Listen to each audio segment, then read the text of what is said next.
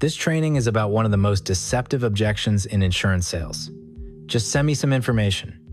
It sounds reasonable, it feels respectful, and it kills more deals than almost any other line a prospect uses because most agents take it at face value, mail a packet, and never hear from the prospect again. The reframe you need is this. Just send me information is almost never a request for information. It's a polite way of ending the conversation without saying no. The prospect doesn't want to be rude. They don't want to argue, so they ask for something that sounds harmless, knowing that once you mail it, the conversation is effectively over and they're back in control of their day. Why this matters is math.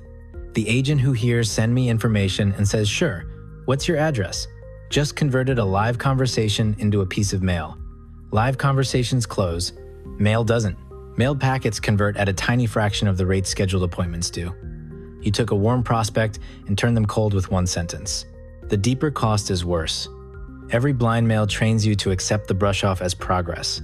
You feel productive, you sent something. But your pipeline is full of cold paper trails instead of qualified prospects.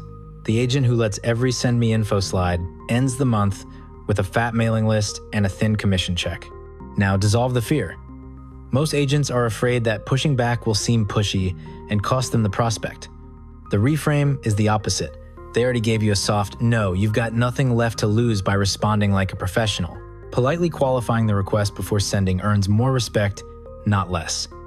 A doctor wouldn't mail medication without an exam. An accountant wouldn't mail a tax plan without a conversation. You shouldn't mail Medicare or life information without one either. Agents who confidently reframe "send me information" win two ways. They either turn it into a real qualifying conversation right then, or they earn a scheduled follow-up where the real conversation happens. Either outcome beats blind mail every time. Here's the permission-based reframe. This is the line you say the moment you hear "just send me information." Memorize it, word for word. Something like "happy to send you some information." That's exactly why I'm calling. Quick question before I do though, there are a lot of options out there, and the last thing I want is to dump a bunch of paper on you that doesn't apply to your situation. Do you mind if I ask you 2 quick questions so I can send you the stuff that actually fits? Should only take a minute. That's the whole reframe. Notice what it does. It agrees with their request you're not refusing to send. It positions you as a careful professional, not a pushy salesperson. It frames the questions as a service to them, saving them from useless paper. And it asks for permission, which is almost impossible to refuse without seeming unreasonable. Most prospects say yes immediately because the ask sounds completely fair. The reason this reframe wins is psychological. You never argued. You honored their request and added one small condition that benefits them. The shift from cold mail to live conversation happens in the next 60 seconds, while they think you're just qualifying their address. Before you respond to anything, you need to understand which of 3 real reasons is actually driving. Just send me information. Same diagnostic mindset as every other objection. The words on the surface aren't always the meaning underneath. Reason 1, polite stall. The prospect has zero intention of reading anything you send. They said "send me info" because it's the most graceful way to end the call. This is the most common version, and the one most agents get fooled by because the prospect sounds cooperative. They're not cooperating, they're escaping. Reason 2, comparison shopping. The prospect is gathering quotes from multiple agents or sites and wants paper to compare side by side. Looks the same as polite stall on the surface, but totally different underneath. Comparison shoppers will read what you send. The risk. Your packet sits next to 3 others, and you lose on price or pretty design instead of on conversation. Reason 3, genuine information seeker. A small but real share actually do want to study the topic before talking further. They're cautious, methodical, and they don't decide on a single phone call. They're real prospects. They just need a different rhythm. This is the one version where "send me information" truly means what it sounds like. 3 reasons: polite stall, comparison shopping, genuine information seeker. Most agents respond to all 3 the same way: fire off a generic packet and hope. Each needs a different response, and that's where the rest of this training goes. Once they say yes to your 2 quick questions, you ask the qualifying pair. These surface which of the 3 reasons is driving the objection, and they double as what you need to personalize what you send. Same pair works across Medicare, life, ACA, and ancillary. Adapt the wording, keep the structure. Question 1. What got you interested in looking at this in the first place? Open-ended. You're listening for the trigger event. A doctor's appointment, new diagnosis, a friend's hospital stay, an upcoming birthday, a renewal letter, a price hike. Polite stallers give a vague non-answer just looking, my wife asked me to. Comparison shoppers give a specific answer with a timeline. Genuine seekers give a thoughtful, detailed answer. The reason reveals itself in the first 30 seconds. Question 2. If we found the right fit today, when would you ideally want something in place? Soft commitment. Polite stallers say, "Oh, no rush, just curious." Comparison shoppers give a window within 30 days, before my birthday. Genuine seekers say, "I'd like a few weeks to study this." 3 different answers, 3 different responses. Now the 3 tailored responses, 1 per reason. You match your move to what the prospect actually needs. For the polite stall, don't fight it. You say something like "totally fair," sounds like the timing isn't quite right yet. Tell you what, instead of dropping a generic packet on you, let me put a note on my calendar to circle back in about 90 days. My number will be on the email I send.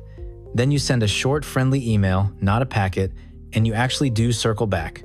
A meaningful share of polite stalls turn into real conversations on the second touch because life changed in the meantime. For comparison shopping, lean in. Something like smart to compare. Most folks who do this end up calling the agent who actually answered their questions, not the one who mailed the prettiest brochure. Quick favor, can I send a 1-page side-by-side instead of the full packet? Easier to read, and I can highlight the 2 or 3 things that matter most for your situation. They almost always say yes. You've earned the right to walk through it together. For the genuine information seeker, match their pace. Something like, "I appreciate that this is a decision worth taking your time on. Here's what I'll do. I'll send the basics today, and I'll block 15 minutes a week from today to answer whatever questions come up. No pressure on the call. Schedule the follow-up before you hang up." Genuine seekers are the highest converting of the 3 reasons, because they actually want a relationship with an expert. Here's how this sounds with a real prospect.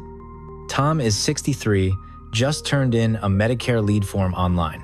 You call him, and after your intro, he says, "You know what? Just send me some information." You don't argue and you don't cave. You run the permission-based reframe. Tom says, "Sure, go ahead." You ask question 1, "What got you interested in looking at this?" Tom says he turns 65 in 8 months, and his wife told him to figure this out before then. Specific answer, specific timeline. Comparison shopper with a real deadline. Question 2, "When would you ideally want something in place?" Tom says, "Before my birthday, probably by my initial enrollment period." Confirmed. You match the response. Something like, "Perfect. Smart of your wife to push you on this early." Tell you what, instead of a generic packet, let me put together a 1-page side-by-side of the top 2 or 3 plans in your area that fit what you've described. I'll have it to you tomorrow, and I'll block 15 minutes later this week to walk through it. Sound good? Tom agrees. You schedule a call before you hang up, email the comparison the next morning, and on the follow-up, Tom enrolls. 2 touches, about 45 minutes of real conversation. Compare that to the agent who said, "Sure, what's your address?" mailed a packet, and never heard from Tom again. You won because you treated "send me information" like a question, not a command. You qualified, you personalized, and you booked the next call before the conversation ended. Here's your action step. Today, write the permission-based reframe and the 2 qualifying questions on 1 index card. Keep it next to your phone. The next 5 times you hear "send me information," run the reframe exactly as written. Don't mail anything until you've heard answers to both questions. Track 3 numbers. How many agreed to the questions? How many you placed into one of the 3 reasons? How many you scheduled a real follow-up with? The data will show you what top producers know. Send me information is not the end of the conversation. It's the beginning of the qualifying conversation if you know how to take it.